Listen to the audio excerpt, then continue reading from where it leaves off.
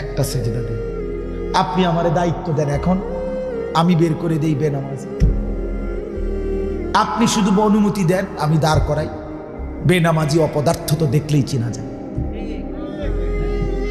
আরে বেনামাজি নির্লজ্জ, অসভ্য, বেহায়া, অপদার্থ তোরে দেখলেই চেনা যায়। তোর চেহারায় কোনো রসকস, মায়া, মহব্বত, দয়া মায়ার লেশ মাত্র নাই। এত বড় মালিক, সাত আসমানের মালিক, সাত জমিনের মালিক, কুল কায়নাতের মালিক, আমার অস্তিত্বের মালিক, আমার মাথার তালু থেকে পায়ের নখ পর্যন্ত ভেতর বাহির যার হাতে, যার ইচ্ছায়, যার সিদ্ধান্তে আমার চোখের পলক পড়ে, আমার হাত নড়ে, পাও নড়ে, আমার হৃদয়ের স্পন্দন, হৃদস্পন্দন চলে, আমার নিঃশ্বাস আসা যাওয়া করে। এই যুবক, এই এত বড় মহান আল্লাহর সামনে যারা ঘাড় নোয়াইল না,